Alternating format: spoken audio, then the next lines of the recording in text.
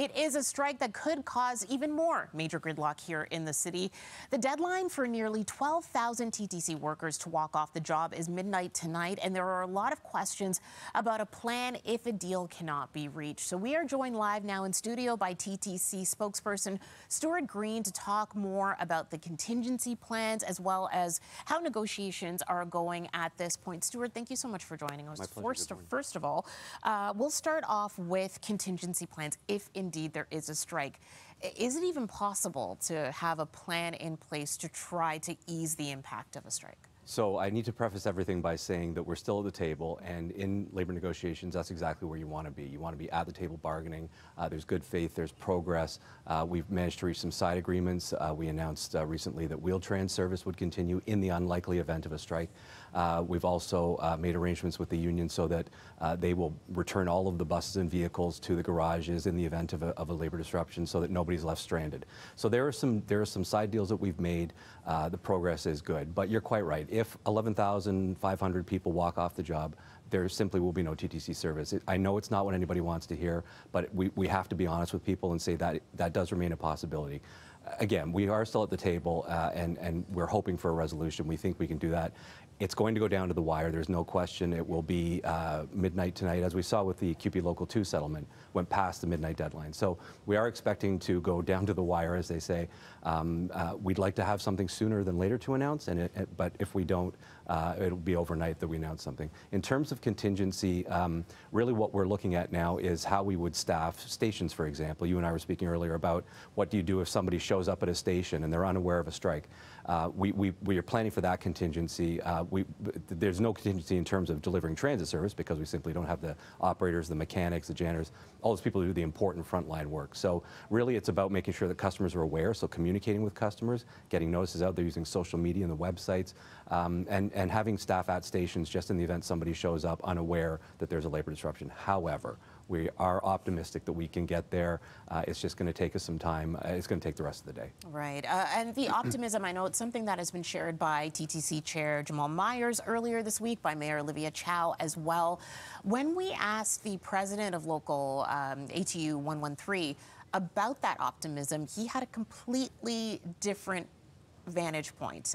He said that he doesn't know where that optimism is coming from because there were some major issues that really were not being put on paper. Is that optimism at this point, is it just more of a hope, or do you see a path forward in the negotiations? So, I mean, let's remember that, you know, Marvin, we have a good relationship with Marvin and his team. You know, he's got a job to do. He's got some things that he wants to accomplish, and we understand and respect that. It's part of the bargaining process.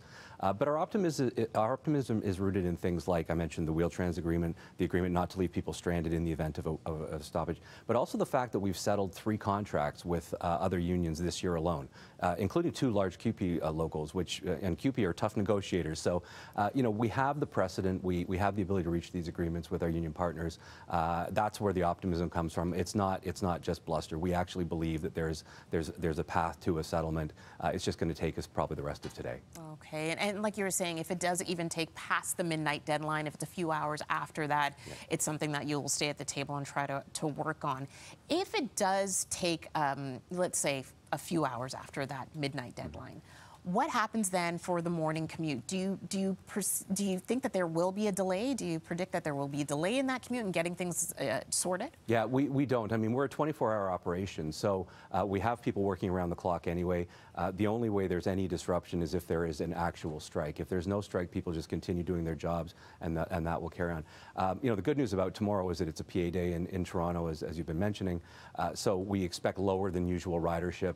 You know, we're using all of our communications channel to get the message out there to have people prepared that if you're planning on taking transit Thursday night into Friday morning, if you're an overnight worker, if you have an event to go to, maybe plan ahead. I know it's not the ideal message, but we have to be honest with people that, you know, if you're going to be out overnight tonight into tomorrow, there is that slight chance that, you know, you may not have transit service. So, you know, stay tuned to, you know, your channel and others, our social media, and just make sure that you're kept informed, because that's the best way we can let people know. And again, if someone is on a bus or a streetcar, let's say that is a 24-hour route, those operators will finish that route if there is a strike. Yeah, so the agreement that we reached yesterday with the union was that they would continue service until about 3 a.m. So our advice to people is, if you are going to be out, if you are going to be on transit, in those early morning hours tomorrow, try and wrap up your trip before 3 a.m., maybe 2:30. But the union has agreed with us that they will not leave people stranded, and that was very important, just to give that certainty. So they'll wrap up those routes. They'll get people to a terminal point. If you're on a bus route, you'll probably get to complete your route. The ridership numbers at that time of night are very low. There are 2,000 to 3,000 people that are on the system-wide, but it could be a huge inconvenience to people. So, but the union has partnered with us to make sure that nobody is left stranded. All right, and lastly, again, we're trying to see the optimism in this, but if indeed we see the first strike that we have seen in more than a decade, is the TTC prepared for that kind of paralyzing of the city? Because we've seen it before where, back in 2008, it didn't last long, but it doesn't take much to really throw things off here in the city when it comes to transit disruptions and delays. A complete stoppage is a whole other situation. Yeah, I mean, some of us are old enough to remember 2008. I was working at the mayor's office at the time, so I remember it very well. It is incredibly, it's a huge inconvenience. That was a different negotiation. Those were different times. There's far more goodwill. I think we're almost there. I don't want to jinx it, but there just is reason for optimism. But we just need to have people prepared that there is that chance that things could. There could be a strike. All right, yeah. Just realistic for those commuters. We can't hide that. All right. We'll be in touch with you, of course, over the next 24 hours and more for sure. Stuart Green, thank you so much for joining us. Thanks, Ben.